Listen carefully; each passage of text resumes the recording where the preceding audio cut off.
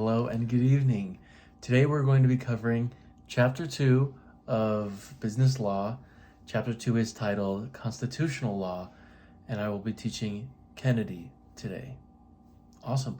So let's go ahead and I'll briefly go over the subsections of the lesson that we're going to be talking about. So the subsections are U.S. Constitution Basics, Federal Enumerated and Implied Powers, the amendments to the Constitution, connections and interests, and takeaways. So, U.S. Constitution Basics. The United States Constitution is a document that was ratified in 1787, and it outlines the basic tenets of the United States. The Constitution outlines the government as well, explaining that the government should be set up in 3 distinct branches.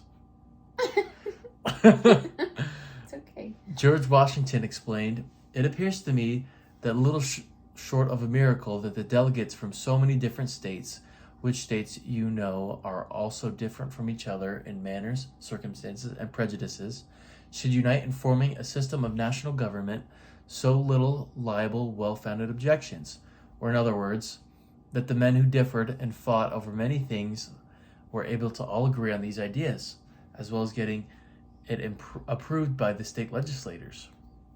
The federal government works in balance within the state government like planets revolve around the sun." The Constitution outlines this clearly.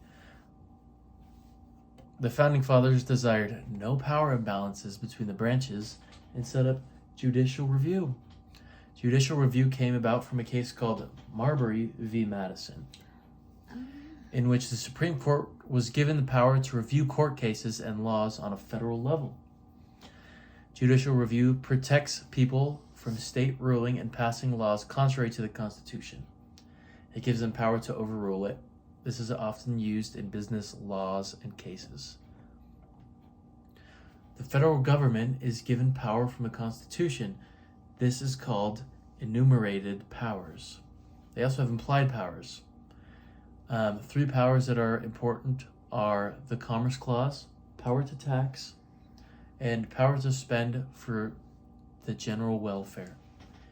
Commerce Clause grants Congress the power to regulate commerce in the many states and came about to promote trade between the states.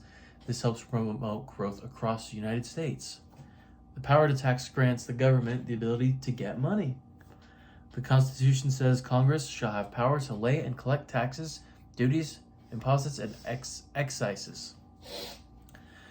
Power to spend for the general welfare grants the ability to the government to spend money to better the lives of the American people.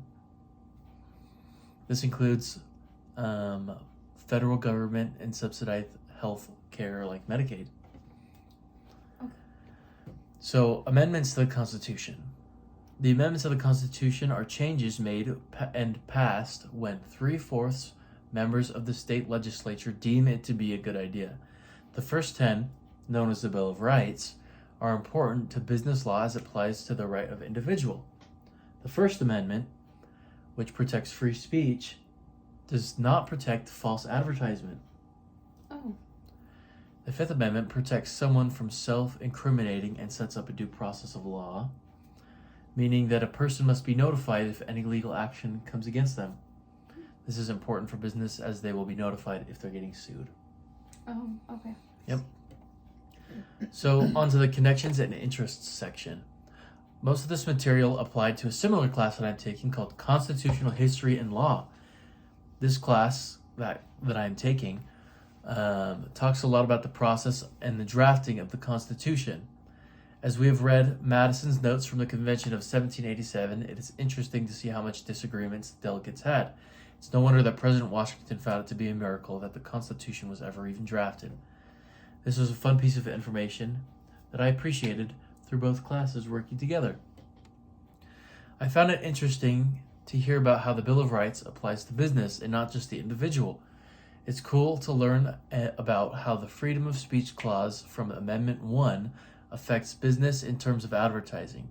As advertisements can mislead, they can be found guilty of false advertising. Not only that, I had thought about due process of law clause from the amendment number 4, applying to business that undergo lawsuits. They must be notified. Overall, this chapter is very interesting and taught a lot about the background of law within the United States. It did a good job of showing how business fits into law. Yeah. Great. Everything's very connected. Awesome. I agree. Yeah. Thanks. Thank you.